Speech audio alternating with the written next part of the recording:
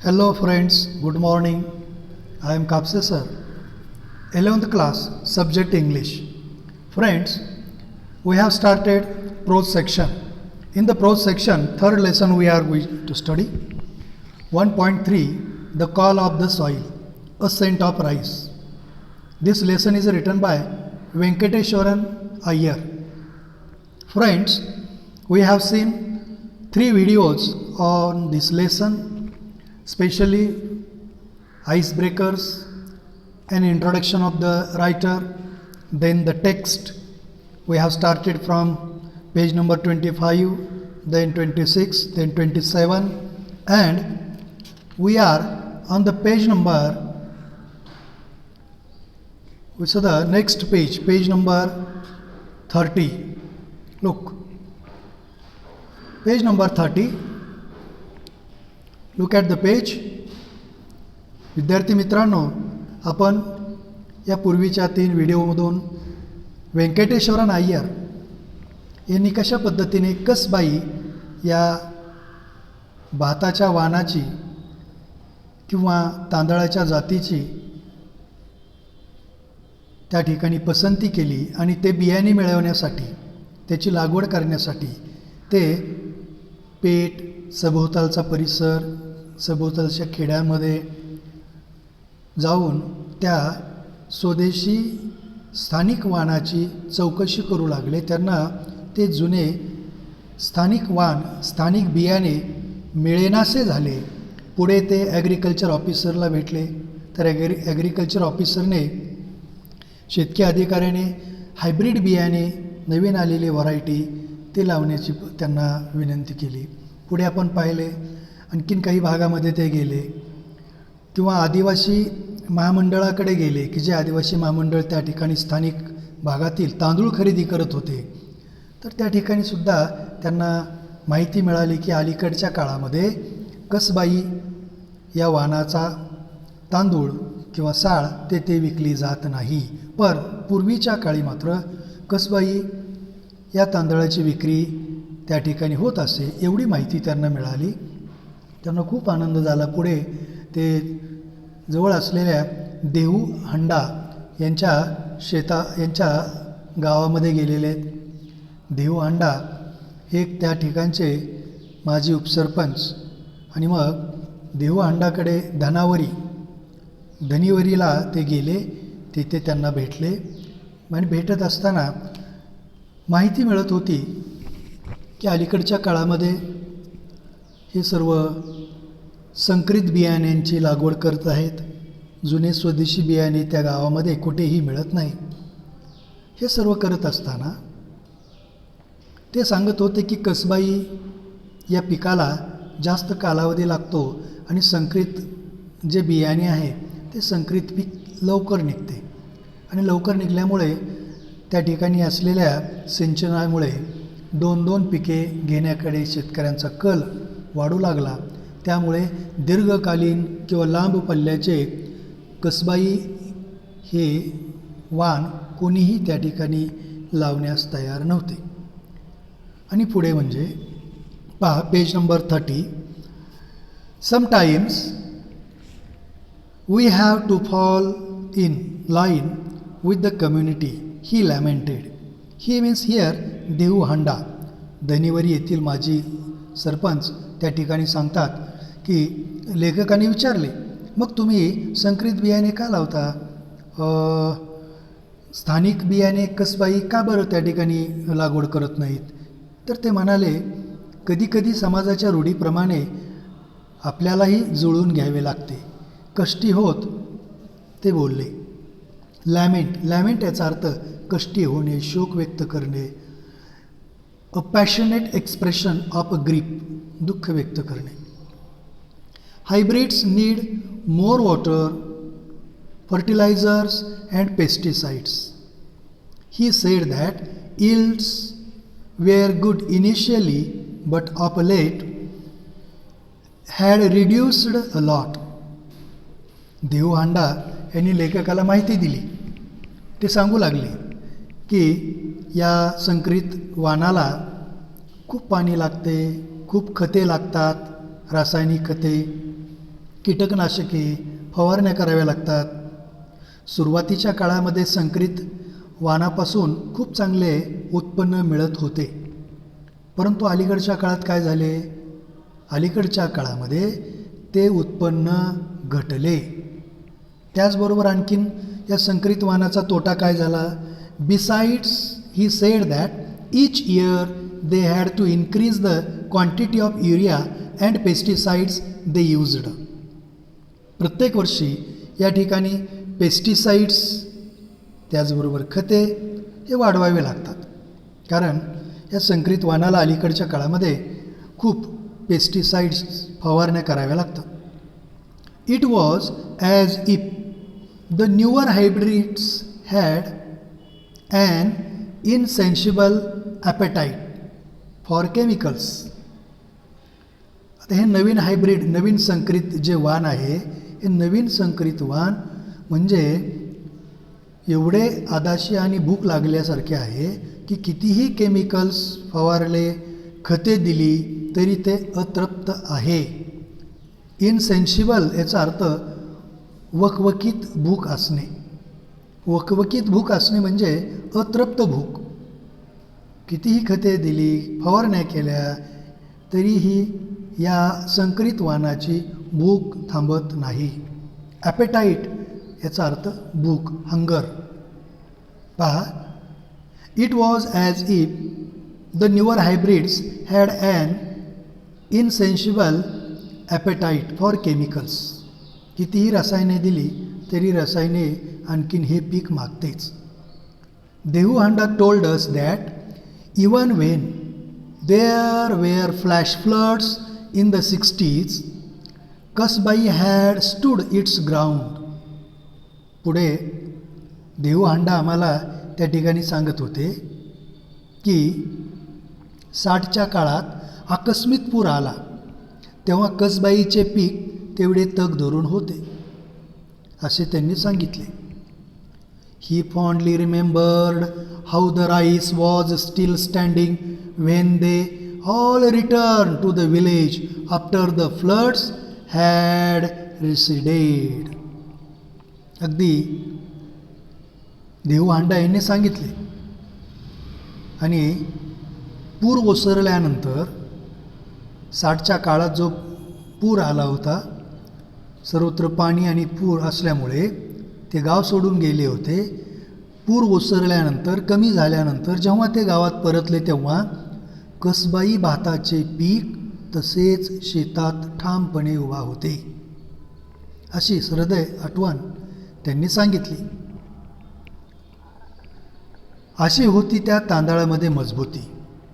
पहा, such was the strength of the rice, but look what we have done he rued. Kasbai तांदळाची अशी मजबूती होती असे सांगितले, पण आता आपण काय करून ठेवले आहे हे पहा. हळहळत ते उद्गरले. रूढ याचा अर्थ हळहळत उद्गरणे, कारण त्यांना दुःख झाले, हळहळ झाली की कसबाईसारखे चांगले सुगंधी, अतिशय चवदार अशा प्रकारचे बियाण्याची लागवड न करता संकरित बियाण्याची लागवड करू लागले आणि कशा पद्धतीने सर्वनाश ओढवून घेतला, अशा पद्धतीची हळहळ देहू हांडा यांनी या ठिकाणी व्यक्त केली. पहा, next paragraph on the same page. As he went on reminiscing about the rice, we gently guided him back to the reason for our visit, the Kasbai seeds. आता रेमिनिसिंग याचा अर्थ आठवण करणे. Reminiscing means remembering a story about a past event. जसे काही की देहू हांडा यांनी कसबाईबद्दल, तांदळाबद्दल जुनी आठवण केली, त्याचबरोबर आम्ही सावकाश कसबाई बियाण्यासाठी आम्ही आलो आहोत असे आम्ही तेथे सांगितले. He was sure that there was not a single villager in his area who would have the seeds of Kasbai. आणि मग आम्ही जेव्हा तांदळाची कसबाईची विचारणा केली तेव्हा त्यांनी सांगितले की ज्याच्याकडे कसबाईचे बियाणे असेल असा एकही गावकरी त्यांच्या भागात नाही याची त्यांना खात्री होती. According to him, the only people who still grew it were the Adivasis in a hamlet at the foothills of the mountains in the next village, Asavari. मात्र या शेजारच्या आसावरी गावातल्या डोंगर पायथ्याशी असलेल्या लहानशा खेड्यातील आदिवासी अजूनही हे पीक घेतात असे देऊ हांडा यांनी लेखकाला सांगितले. आणि मग पुढे वी बीड फेअरवेल टू देऊ हांडा. देऊ हांडा यांचा आम्ही निरोप घेतला. फेअरवेल याचा अर्थ निरोप घेणे, बीड म्हणजे बोलणे. वी बीड फेअरवेल टू देऊ हांडा who lovingly blessed us and said, Mahalakshmi, the local goddess, will give you the seeds of Kasbai. आणि मग पुढे आम्ही त्यांचा निरोप घेतला. निरोप घेत असताना देऊ हांडा यांनी आम्हाला आशीर्वाद देत ते मायेने म्हणाले, कुलदेवता महालक्ष्मी तुम्हाला कसबाईचे बियाणे मिळवून देवो. आणि अशा पद्धतीने ते धनिवरीवरून निघाले आणि पुढे आसावरी या खेड्याकडे निघाले. आसावरीजवळ असलेल्या डोंगर पायथ्याला त्या ठिकाणी एक छोटी खेडी वस्ती, आदिवासी लोक त्या ठिकाणी राहतात आणि त्यांच्याकडे कसबाई बियाणे मिळेल ही खात्री मिळाल्याबरोबर in Asavari village we asked the sarpanch to help us as we were not very fluent with the local dialect. आणि मग पुढे लोकल डायलेक्ट याचा अर्थ स्थानिक बोलीभाषा, स्थानिक भाषा, पोटभाषा. कारण आदिवासी भागातील स्थानिक बोलीभाषा आम्हाला चांगल्या प्रकारे येत नसल्यामुळे आम्ही आसावरी गावच्या सरपंचाला आम्हाला मदत करण्याची विनंती केली. आणि मग आम्हाला सरपंचांनी तिथे जीवन नावाच्या एका व्यक्तीला आमच्याबरोबर त्या डोंगरात पाठवले. He sent his assistant Jeevan with us into the hills. आणि मग सरपंचांनी आमच्याबरोबर त्यांचे सहकारी जीवन यांना पाठवले. आणि मग आम्ही पुढे आसावरीकडे निघालो. पहा on the same page. After a half hour walk through thick vegetation, crossing numerous streams and ditches and scrambling over rocks and gravel, we reached the sleepy hamlet of Boripada. पुढे आम्ही निघालो चालत. अर्धा एक तास चालत गेलो तोच त्या ठिकाणी जंगली झाडे, वनराईतून प्रवास पुढे केल्याबरोबर अनेक झरे, त्याचबरोबर त्या ठिकाणी आम्हाला अरुंद चर पाहायला मिळाले. झरे, ओढे, चर आणि त्याचबरोबर त्या ठिकाणी दगड मातीतून वाट काढत, रॉक्स अँड ग्रॅव्हल, दगड मातीतून वाट काढत आम्ही शांत सुस्त असे हॅमलेट म्हणजे खेडे, स्लीपी हॅमलेट ऑफ बोरीपाडा, सुस्त शांत असलेल्या बोरीपाडा या खेड्याकडे आम्ही पोचलो. There were just 2 ramshackle houses in front of us, and we wondered if this was the right place. पहा, आम्ही पुढे चालत गेलो आणि गेल्यानंतर त्या ठिकाणी आम्हाला जीर्ण, रॅमसॅकल याचा अर्थ जीर्ण अवस्थेत, दुरुस्तीला आलेले, There were just two ramshackle houses in front of us and we wondered if this was the right place. पुढे आम्ही गेलो तर आम्हाला तेथे केवळ मोडकळीस आलेली 2 घरे दिसली. आपण योग्य ठिकाणी आलो आहोत ना या विचारात आम्ही पडलो. A wrinkled old woman sitting before one of the houses looked at us with curiosity. एका घरासमोर बसलेली एक सुरकुतलेली म्हातारी, एका घरासमोर एक सुरकुतलेली, अंगावर चेहऱ्यावर सुरकुत्या पडलेल्या एक वृद्ध स्त्री म्हातारी कुतूहलतेने आमच्याकडे पाहू लागली. As we approached her, we signaled to Jeevan to ask the crucial question. आणि मग त्या आदिवासी म्हातारीकडे आम्ही गेल्यानंतर जीवनला आम्ही खुणवले, सुचवले आणि कळीचा प्रश्न, अत्यंत महत्त्वाचा प्रश्न आम्ही विचारायला सांगितले. शी मटर्ड, ती म्हातारी पुटपुटली. She muttered in reply and we look at Jeevan for a quick interpretation. ती म्हातारी काहीतरी पुटपुटली आणि त्याचा अर्थ जाणून घेण्यासाठी आम्ही जीवनकडे पाहिले. जीवन जो की आसावरी गावातील सरपंचांनी आम्हाला सहाय्यक म्हणून त्या ठिकाणी पाठवलेला होता. He broke into a smile and informed us that she did have the rice and wanted to know who we were and why we wanted it. आणि मग त्या ठिकाणी जीवनला आम्ही विचारले असता उत्तरादाखल ती म्हातारी काहीतरी पुटपुटली, याचा अर्थ आम्ही जाणून घेण्यासाठी जीवनकडे पाहिले.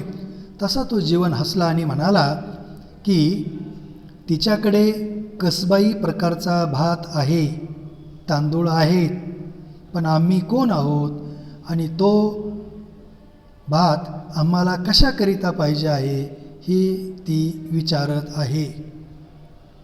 पहा, आणि मग नेक्स्ट पेजवर पाहू आपण. Page number 31. Look at the page number 31. There see, it was a difficult task to keep a straight face and I had to control a strong desire to hug her. जेव्हा आम्हाला कळाले की तिच्याकडे कसबाई तांदळाचा भात आहे, तांदूळ आहे, त्याबरोबर अगदी मला उत्स्फूर्तपणे त्या वृद्ध म्हातारीला मिठी मारावी अशी मला तीव्र इच्छा होत होती. याचे कारण पहा. आफ्टर सर्चिंग फॉर मंथ्स, कारण कित्येक दिवस, महिने लेखक या कसबाई जातीच्या बियाणाची ते शोध घेत होते आणि म्हणून अनेक महिने शोध घेतल्यानंतर आता आम्हाला तो चकवा देणारा कसबाई सापडला होता.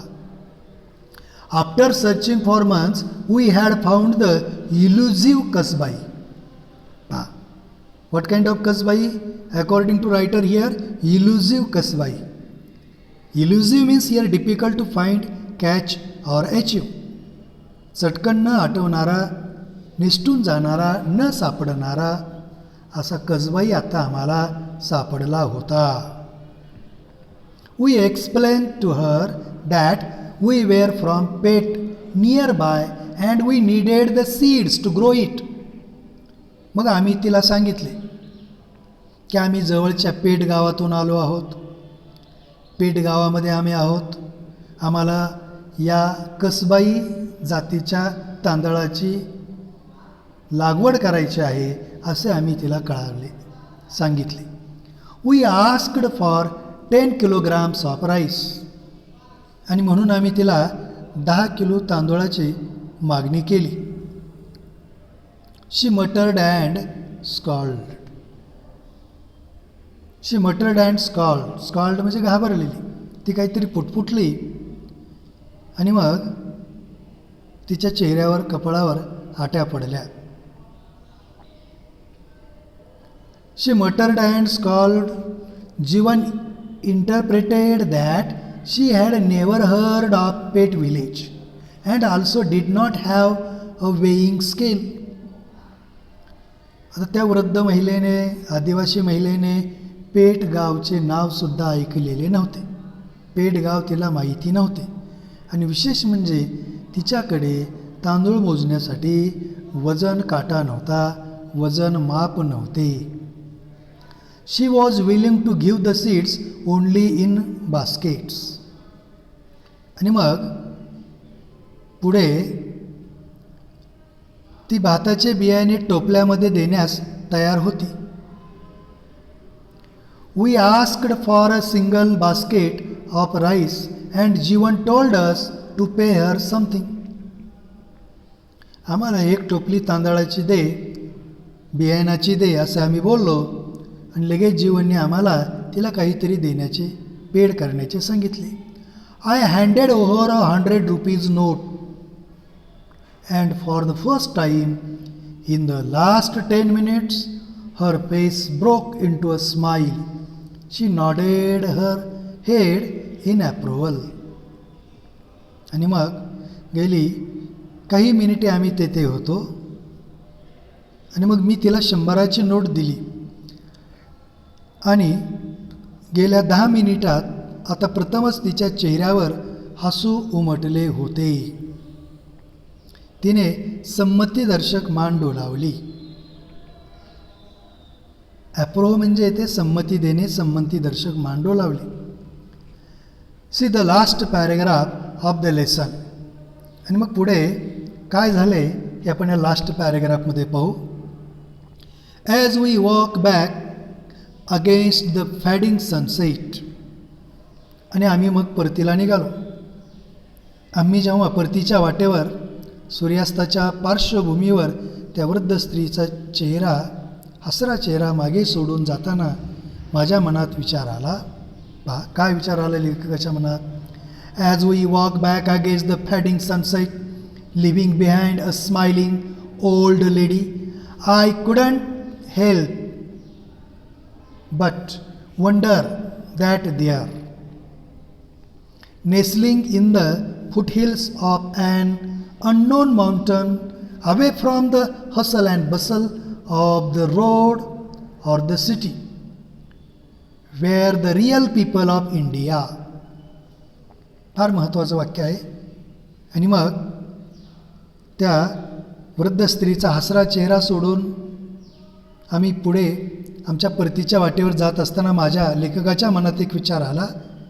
अरे इथे एका अज्ञात डोंगराच्या पायथ्याशी, तो कोणता डोंगर काही माहिती नाही, दुर्गम भाग, शहरातील प्रगतीपासून, शहरातील असलेल्या सेवा सुधारणेपासून अतिशय दूर असलेला अज्ञात डोंगराच्या पायथ्याशी, शहराच्या आणि रस्त्याच्या गजबज गोंगाटापासून दूर.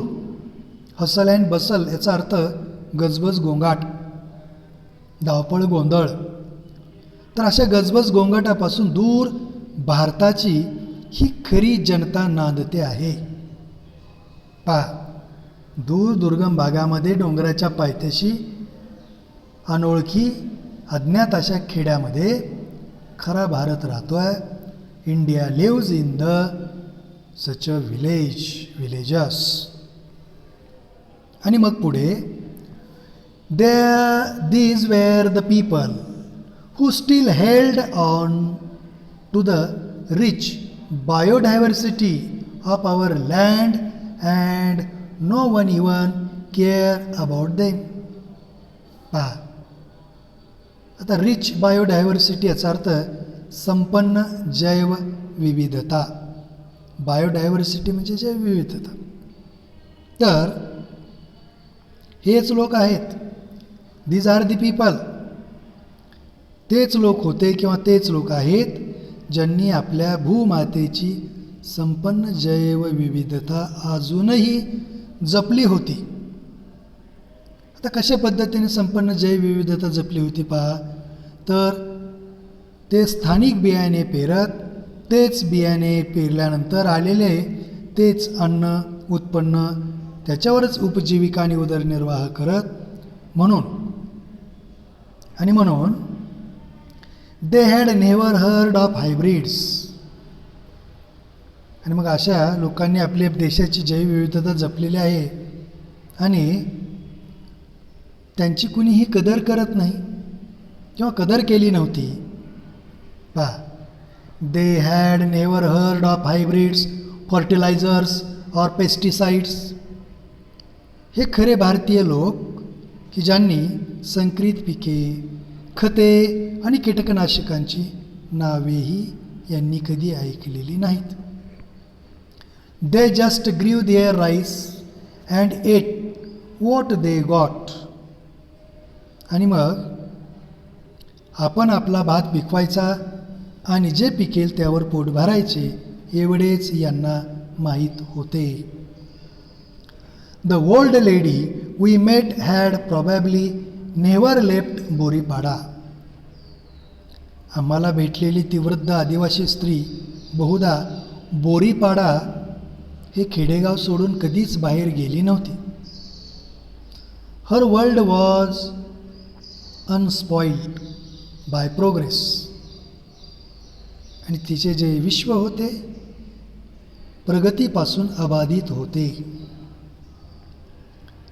तो जो भाग होता तो प्रगतीपासून त्या ठिकाणी बाधित केलेला नव्हता, अबाधित होता. And for once I was grateful for that. आणि एवढ्याचकरिता मी कृतज्ञ होतो. का कृतज्ञ होतो? तर काही भाग का असेना तो या प्रगतीच्या कारणामुळे बाधित झालेला नव्हता, स्पॉईल झालेला नव्हता. आणि त्या ठिकाणी जुने स्थानिक जैविक विविधता जी संपन्नता आहे ती टिकून होती. म्हणजेच लेखकसुद्धा ऑर्गॅनिक फार्मिंगसाठी ते प्रयत्न करत होते आणि ग्रामीण भागामध्ये ऑर्गॅनिक फार्मिंग टिकून ठेवल्याबद्दल लेखकाला आनंद झाला आणि त्या ठिकाणी त्या वृद्ध महिलेची कृतज्ञता व्यक्त केली. तर विद्यार्थी मित्रांनो, आपण the call of the soil, a scent of rice हा टॉपिक पाहिलेला आहे. पूर्ण रीडिंग झालेलं आहे, एक्सप्लेनेशन झालेलं आहे. या ठिकाणी आपण पाहिले की व्यंकट अय्यर यांनी कशा पद्धतीने बासमती तांदळासारखाच आपला स्थानिक तांदूळ, स्थानिक असलेली जात, व्हरायटी कसबाई, या कसबाईचा शोध घेतला, ते मिळवले आणि त्याचे उत्पन्न चालू केले. आणि कसबाईचे उत्पन्न चालू केल्यानंतर अत्यंत सुगंधी चवदार अशा पद्धतीचा हा कसबाई पुढे या ठिकाणी ऑर्गॅनिक फार्मिंगमध्ये त्यांनी वापरला आणि त्याचबरोबर जैविक शेतीतून पिकं आणि उत्पन्न घेऊन या तांदळाच्या बियाणाची जपणूक केली. कारण अनेक स्थानिक वाण, अनेक बियाणे, अनेक स्वदेशी बियाणे नष्ट होत चाललेले आहे आणि ते नष्ट होऊ नयेत म्हणून आपण सर्वांनीच ऑर्गॅनिक फार्मिंगकडे आपण पाहिले पाहिजे. तीच एक आता आपल्याला सकारात्मक बाब आहे. तर विद्यार्थी मित्रांनो, ब्रेन स्टॉर्मिंगचा व्हिडिओ आपण उद्या पाहणार आहोत. Friends, we will see the brainstorming in the next video. See you friends.